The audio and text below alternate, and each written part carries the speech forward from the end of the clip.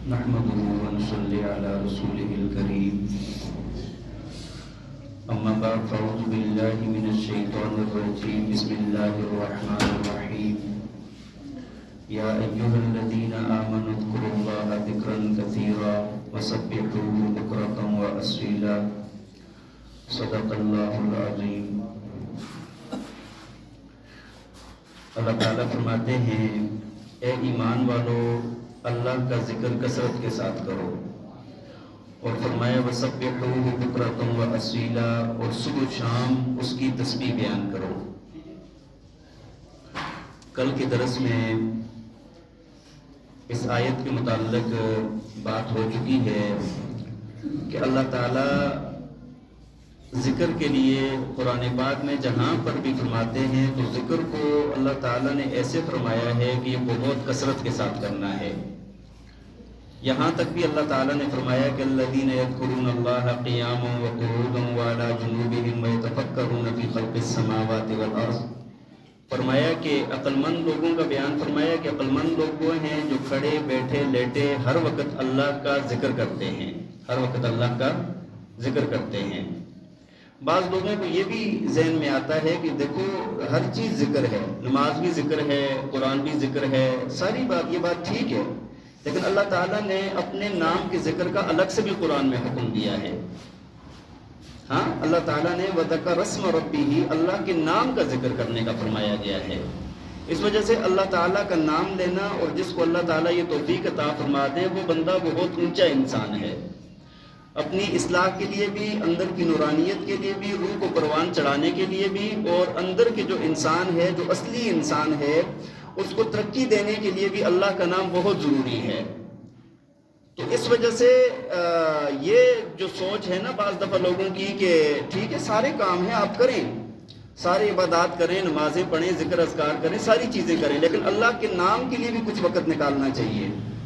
سارا وقت تو ہمارا دنیا میں، دنیا کے کاموں میں یا اور چیزوں میں لگ جاتا ہے، وہ اجتماعی کام ہوتے ہیں، اجتماعی کام ہوتے ہیں نا، مطلب سارا انسان لوگوں میں رہتا ہے۔ کوئی وقت ایسا اللہ کی ذات کے لیے خاص ہونا چاہیے جس میں صرف اللہ کا نام لیا جائے اور انسان تنہائی میں اللہ کا نام لے، چلتے پھرتے بیٹھتے اٹھتے اللہ کا نام لیا جائے۔ تو بہرحال فرمایا وَسَبِّحُوهُ بُكْرَةً وَأَصِيلًا، یہ لوگ کیا کرتے ہیں کہ صبح اور شام اللہ کا ذکر کرتے ہیں۔ بعض علماء نے فرمایا ہے کہ اس سے مراد صبح کی نماز اور عصر کی نماز ہے، اور بعض رات نے فرمایا کہ اس سے تسبیح ہی مراد ہے۔ اس سے کیا مراد ہے؟ تسبیح ہی مراد ہے، جس طرح سبحان اللہ کہنا، الحمدللہ کہنا، اللہ کی تقدیس بیان کرنا۔ تو یہ بھی جب انسان، میں نے آپ کو کل بھی عرض کیا تھا کہ جب ایک انسان کہتا ہے کہ سبحان اللہ، اللہ کی ذات پاک ہے، تو وہ اللہ کی عظمت اس کے دل کے اندر ہوتی ہے، وہ اور تمام ذاتوں سے الگ کر کے اللہ کی ذات کی شان بیان کر رہا ہوتا ہے۔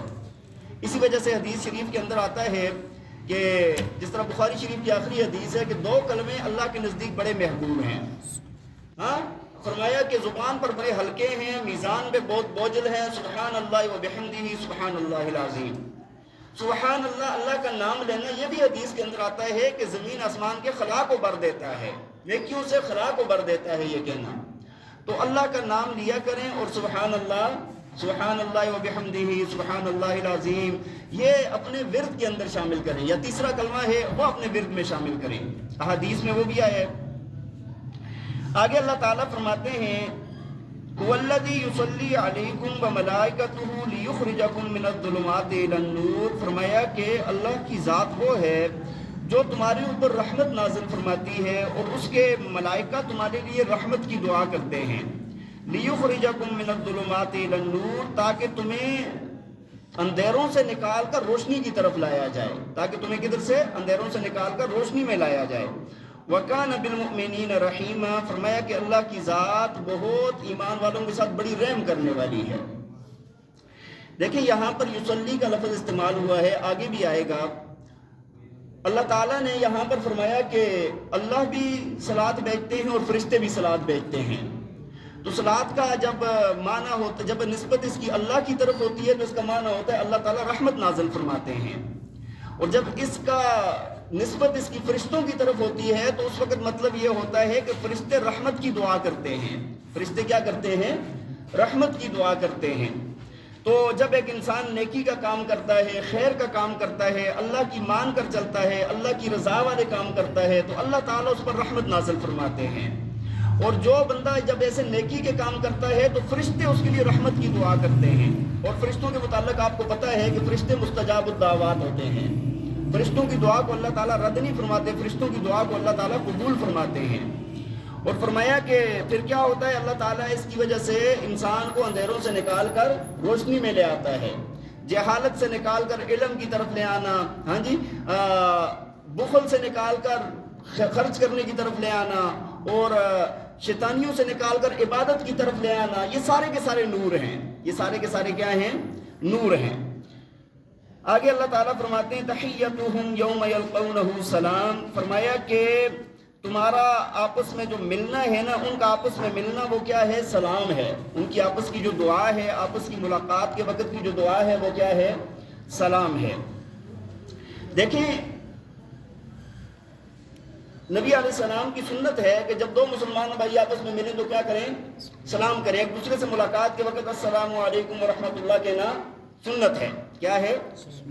جتنے بھی انبیاء اللہ تعالیٰ نے مبعوث فرمائے ہیں نا، آدم علیہ السلام سے لے کر نبی پاک صلی اللہ علیہ وسلم کی ذات گرامی تک، تمام انبیاء کے درمیان میں سلام دعا کا رواج اللہ تعالیٰ نے لازمی رکھا ہے. سلام دعا کا رواج. اسی وجہ سے جب بھی ایک دوسرے سے ملاقات کریں تو کیا کرنا چاہیے؟ سلام کرنا چاہیے. گھر کے اندر جائیں تو سلام کریں، ایک دوسرے کو سلامتی کی دعا دینا چاہیے. لیکن ابھی کیا ہے کہ ابھی ایک تو لوگ جان پہچان والوں کو سلام کرتے ہیں صرف، اور اگر کسی انجان کو سلام کر لیں، رواج اتنا ختم ہو گیا ہے کہ لوگ آگے سے دیکھتے ہیں کہ کیا ہو گیا، یہ بندہ کیوں سلام کر رہا ہے. بات سمجھ آ رہی ہے؟ ہمارے ایک ساتھی تھے، اس کا اس حدیث پر بہت عمل تھا. وہ بعض دفعہ نا جاتے جاتے عورتوں کو بھی سلام کر دیتے تھے. بہت عمل، وہ مطلب ان کی عادت تھی نا، ہمارے ساتھ پڑھتے تھے تو وہ جاتے بعض دفعہ مطلب اچانک سے بھی کوئی گزرے نا، وہ السلام علیکم کہتے تھے، السلام علیکم کہتے تھے. تو کئی مرتبہ ہم ساتھ ہوتے تھے، وہ عورتیں گزر جاتی ہوئی السلام علیکم، تو عورتیں مڑ کے دیکھتی، بعد میں ہمیں کہتا یار کہ مجھے تو پتہ ہی نہیں چلا. لیکن اس کو لاشعوری طور پر یہ ہو گیا تھا. تو اب اس کا عمل ہونا چاہیے، سلام کرنا. میں نے آپ کو استاد جی کے متعلق بتایا تھا، حضرت مفتی صاحب، مفتی اسماعیل توڑو صاحب دامت برکاتہم العالیہ، حضرت مدرسے کے اندر ابھی ایک کلاس میں ہے، دوسری کلاس میں بچے آ رہے ہیں، جا رہے ہیں، رستے جس کے پاس سے گزرے السلام علیکم السلام علیکم السلام علیکم، تیزی سے گزر رہے ہیں اور ساتھ کیا کرتے ہیں، مطلب ادھر بچہ آیا ادھر آیا ادھر آیا. شاگرد ہیں بچے، کوئی حفظ کا بچہ ہے، کوئی کتابوں کا بچہ ہے، کوئی شاگرد ہے، کوئی شاگرد نہیں ہے لیکن مدرسے کا طالب علم ہے، سب کو سلام کر رہے ہیں. تو بھائی ایک دوسرے میں سلام کا رواج کریں. اور ایسے ہی جنت کے اندر بھی جب مسلمانوں کی، ایمان والوں کی ملاقات ہوگی، ایک دوسرے کو سلام کریں گے. فرشتے جب ایمان والوں کے پاس آئیں گے وہ بھی سلام کریں گے. اور جب اللہ کے ہاں بندہ پیش ہوگا نا تو اللہ تعالیٰ فرماتے ہیں سلام قولا من رب الرحیم، اللہ تعالیٰ بھی سلامتی فرمائیں گے وہاں پر. تو سلام ایک دوسرے کے اندر کیا کریں؟ عام کریں. وَكَانَ بِالْمُؤْمِنِينَ رَحِيمًا، فرمایا کہ اللہ کی ذات ایمان والوں پر رحم کرنے والی ہے. تحیتہم یوم یلقونہ سلام وَأَعَدَّ لَهُمْ أَجْرًا كَرِيمًا، فرمایا کہ ان کے لیے اللہ تعالیٰ نے بہت عزت والا بدلہ تیار کر کے رکھا ہوا ہے. اللہ تعالیٰ نے ان کے لیے کیا کر کے رکھا ہوا ہے؟ عزت والا بدلہ تیار کر کے رکھا ہوا ہے. وآخر دعوانا ان الحمد للہ رب العالمین.